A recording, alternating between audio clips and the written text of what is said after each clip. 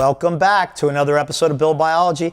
I'm Nads, and we have our bestest buddy here, Betim Berisha from BBI Autosport. Hi. We're glad to have you back, buddy. Yeah, thanks. It's And good to be back. Brought something that's right in your wheelhouse. It's a 2002 Nice. from BMW. Love it. Like the original car that brought BMW Motorsport here to the into United North States. American racing. The whole thing, the Yeah. 3 Series precursor, the granddaddy of them all. Before the E30, before the 36, before the 46. What's better, fast car fast or slow car fast? Slow car fast every day. All All the day. Let's go check it out. Perfect.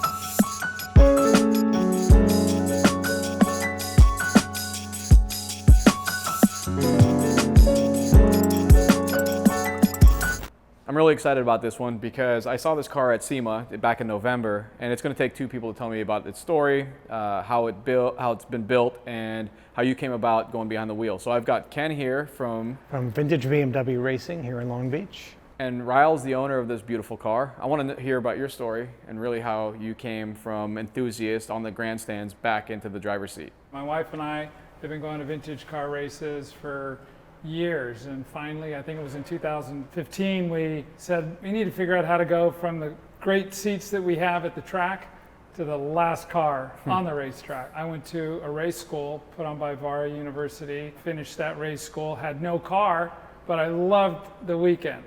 So I reached out to the president of Vara, and he said, there's actually a guy that will rent you a vintage race car and he'll be your entire support crew. So I did that for about half a season. It was a 1963 Triumph Spitfire, no horsepower, really cold at 7:30 in the morning, but a lot of fun, right? You want to keep momentum going through those corners. I met Ken in the paddock. I've been a huge fan of B-Sedans, and Ken not only builds great cars that show up on Friday and they're finished on Sunday, they don't break down on the track. He's a racer. He builds a car that's competitive and lasts. I think I took delivery, Ken, in 2017. 17. It was about a 9-month build. Mm-hmm. We've been racing together ever since. So Ken, you've essentially built your business around building these cars in the Just the 2002s, Been building the 2002. How did you get into building these cars? I moved out here to Los Angeles the mid-'80s, and the first thing I did was bought a VW bus, because that's what you do.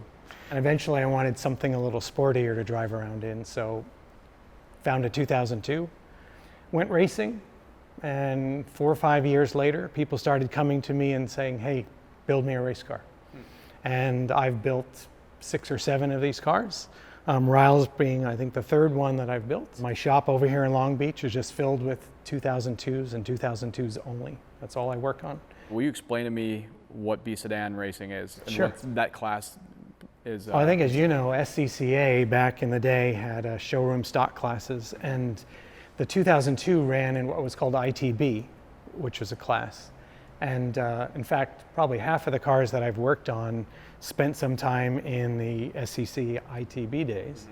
And B-Sedan is sort of the vintage, expanded vintage group of that. It's typically 2002s, 510s, and Alfa Romeos is typically the B-Sedan class. Right away you see the livery. I recognize this car. Tell me more about it. Well, originally it was Borsteiner livery right off of the E30 M3. Ken actually had a similar car, I call it a sister car to this, in his shop.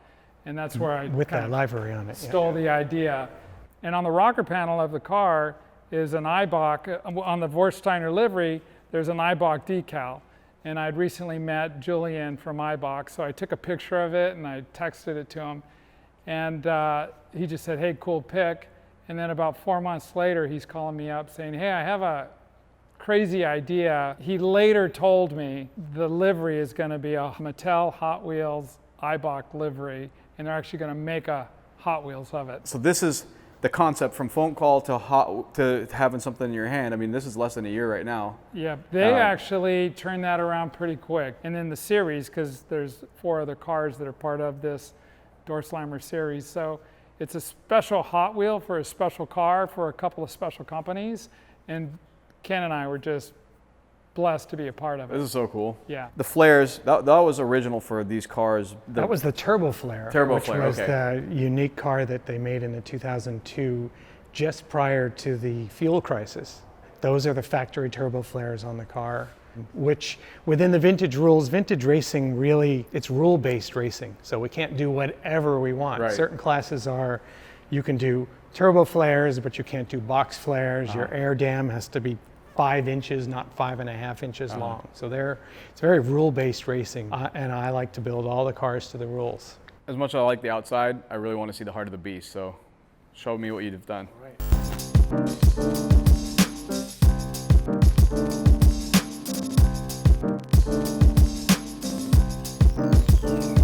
So that is the factory BMW M10 4-cylinder inline that all of the 2002s came with from the factory. Vintage rules are such that block, cylinder head, crank, bore, everything needs to be as it was from the factory. This particular class is a single downdraft carburetor, subdivision of the B-Sedan class called the B-Sedan Light. We basically double the power of it through making it a race build.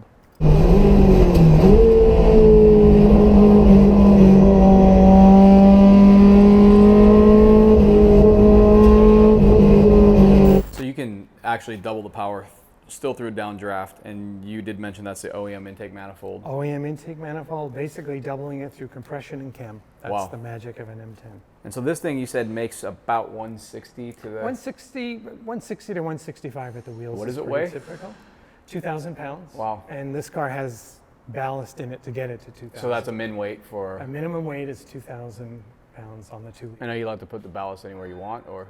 Oh, very nice. Benefit. So we try to lighten things, and yeah. You know, fiberglass hood we've got on here, fiberglass trunk, Lexan windshield. Yeah. So. Tell me more about how this falls into the class. Actually, so the downdraft class came from SCCA's ITB class. And as those cars started to get beaten up by Hondas and some of the more modern cars, people parked the 2002s. And it was actually Jeff Ireland who said, let's make a class in Vara to bring the ITB cars back to the track. So that's where the ITB downdraft class came from, and the B-Sedan Light is a subset of the B-Sedan. So that's where that came from. So the B-Sedan Light... Light isn't about weight, it's just about smaller carburation. Got it. So that's where, I see. Okay, that makes sense now. So the B-Sedan Light, you got to run the downdraft, you got to run the OEM intake manifold. Correct. B-Sedan would be the same motor, but we'd put dual carburetors on it. Okay. And a few other little modifications, but that's the primary difference engine-wise is the dual carburetor. Carburetors are, when you look at them, they're beautiful. When you take them apart, they're even more beautiful. Yeah. Partnering with Ken, I learned a lot about racing, and he also taught me a lot about how to have an engine that's gonna, you know, you're gonna put it on the trailer on Sunday and it's still running.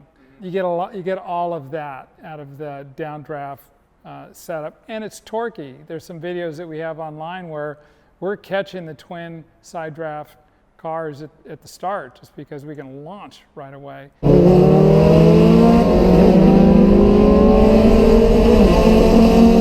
And then from that point on, it's talent and a little bit of horsepower. That makes sense.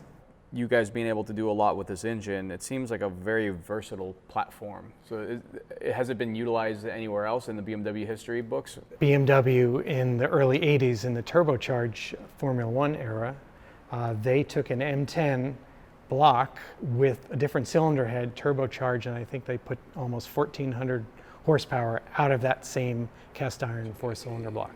Was it still a 2-liter? Back then? Oh, and that's a great point. There's actually smaller. They were 1.5 liter, I believe. You now watch Gerhard Berger, the Austrian, in the tremendously powerful 1,350 horsepower in qualifying trim BMW-powered Benetton. A 1.5 liter making almost 1,400 horsepower back in the 80s. Back in the 80s, the turbocharged. What are we doing wrong right now? No.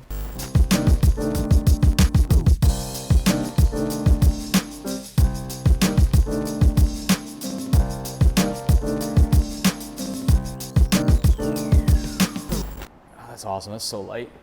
Yeah. So this is a Panasport racing wheel. This is the 13 by what, 6? 13 by 6. I see the Hoosier, well-used Hoosier. This is a radial, It's a but radial. this is what SVRA, generally their spec sedan tire, they, for vintage, they want to see tread. Yeah. So actually Hoosier made this for that purpose, so that Nice. you'd have a treaded look tire, which makes it look more vintage. That makes sense. Tell me a little bit more about brakes, Sure. what you're allowed to do, what you're not allowed to do. One of the updates from the ITB, the SCCA ITB classes, they had to run the original calipers with non-vented rotors. When I see those IT cars, they had air ducting and vents, doing everything they could to try and keep the brakes from overheating. Just trying to pull heat out of them. Once we were allowed in all of these classes to go to a vented rotor, and once we did that, we really never have any trouble. So I noticed there are no brake ducts.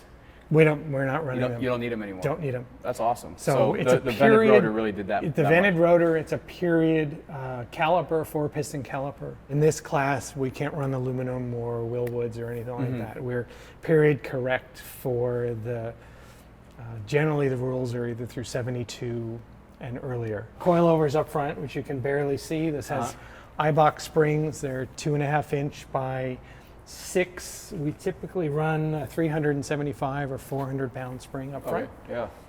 And that's and then the damper itself, is that a Dampers custom are, valve? this is a McPherson strut setup, which Yeah. was stock on a 2002. And these are shortened Bilsteins, which we have custom damped. So you have them custom valve to the rate, to the, so you're doing the critical damping curves and everything like that, and making it ideal for Yeah, the that's scenario. where it separates from a street car a little bit, because Yeah. street cars, your height is limited by long dampers, right? So we can shorten them. We generally shorten them up by about 2 inches. Wow. So it gives us So you're the still ability to kind of drop in the the middle car of the down. stroke from droop and compression Exactly. side. Yep. Awesome. Again, vintage is really about not quite like SCCA type rules, but still there's rules, and that's why you're seeing a drum brake in the back. Yes. Did BMW ever deliver a 2002 with rear discs? 2002s were always drums. Got it. I think there are a couple of cars in the B-Sedan class that did run, the Alphas ran disc in the back, I so see. they're allowed to run disc. Do you guys, as a driver, do you see an advantage on the Alphas under braking, or can you run with them all the way down? Again, it's, Nobody outbrakes Rial. I like that. He is sometimes a that, breaker. sometimes Yeah. that backfires though. But Yeah.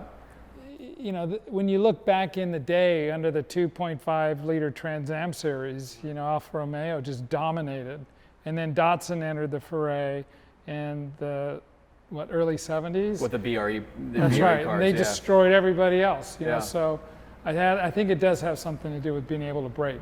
I see the semi-trailing arm. The spring itself is actually on that, and I see a custom collar there. You can. It's a little NASCAR adjuster that we found that just allows us to change the ride height a little You bit. can do right height and then corner balancing, and Exactly. with driver, Yeah, you know, just a compensation for driver sleeve weight. Right out of the box, Nice. slide it up there, and we can do a little adjustment. When you guys want to change a diff, do you mean you're changing the entire differential, or are you pulling as a On these unit? cars, it's a pumpkin. You're taking the differential out, so pull the disconnect axles at the drive back. shaft, Yeah. axles, take it out. As I build the cars, I've simplified a few things in there that it can be quick. So somebody can come in and say, I'm off by, I want a 445 instead of 427. So you guys are changing ratio. Let it you're cool changing- off. We're changing a diff in 35 minutes from wheels up to wheels down. I'd like to touch about the inside of the car and talk a little bit about the Hot Wheels connection and a little bit further about that. That'd be great.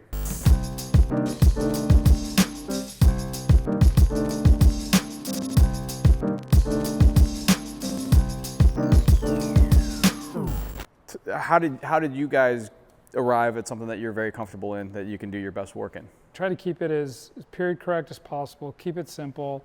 This dash is a 3.0 CSL dash, so it's BMW. Which is fiberglass, not the Fiberglass. standard vinyl. That's right. Awesome. So you That's can right. you can get weight off. That's You- right. You save a lot of weight that way, right? Right. And up higher in the That's the right. car as well. That's right. And then you just have your basic water, oil, and your tack dead center, and a shift light just to make sure that you don't over rev unknowingly. Speaking of that, where do you shift this car at typically? Ken likes to have me shift below 7,300. Every now and then I'll share him a video of the race and he'll remind me, hey, you may want to shift a little earlier. The motor sings. Yeah, You it probably just makes kinda- power all the way up. It does, I could probably squeeze out a little bit more out of it, but again, the goal is to finish all the laps and all the sessions. Not everybody has 2 race seats. I kind of think it looks a little cleaner to have 2 seats in the car. It adds a little bit of weight. Gearbox, is that an OEM gearbox? It's a 5-speed close ratio gearbox. It's very difficult to source. That's one thing when Ken was building the car, he said, we can put in the 4-speed, but I have a 5-speed. They're really hard to find, and if we can, you should think about it. And I said, well, when am I going to wish that I had one? It's, well, when the guy in front of you is pulling away from you out of the corner. I said, all right, get it. Yeah, Put it in we'll there. take it, I yeah. didn't have to think. Functionally, we can, with a 5-speed, we're using 4 gears racing. The 5th gear is just, it's just a It's an overdrive. paddock gear. No, it's Oh, just, you're talking about move around first. the pits. Yeah. Got it. First is Yeah, gone. dog Right, leg. sorry. Yeah, about okay, that. perfect, yeah. If we want to go through that again. So on a 5-speed, the first gear is just for around the pits. With a 5-speed, we can usually race with 4, and that depends on what track. There's a couple configurations at Button Willow, for example, where you might go down that extra gear. You can race Willow on 2 gears for the most part. Wow. Some people do. Yeah. The factory 2002 4-speed is lousy to race with. The hole between second and third is It's a huge. mile. It's So just, the I'd rev never drop is raced, wild. and my first time coming out of turn 2 at Button Willow, and the car went blah. I thought, oh, no. I need to find something else. Yeah. So I can imagine a car like this doesn't have variable cams, doesn't have fuel injection, doesn't have variable intake runners and all that fun stuff. That actually broadens the torque band. So you have Right, quite a it's narrow fairly torque narrow. band where she's happy. And I can tell if you're in the second gear and your drop is well below that peak torque, third. you're just waiting, into Yes. So Yes. I get it. I see why you'd want that 5-speed in there. Pedals, it's kind of an interesting story. The way I drive, I'm hard on the gas pedal, not up and down, side to side.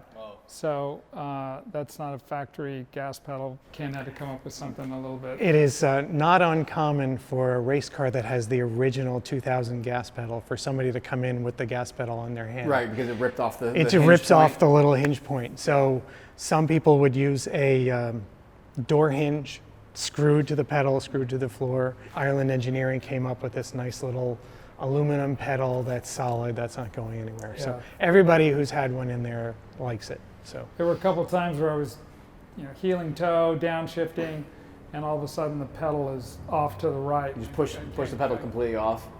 Yeah. yeah, you're driving with the rod. Yeah, Yeah. I see the rod right Yeah. there. You want to get him to? Oh, my bad.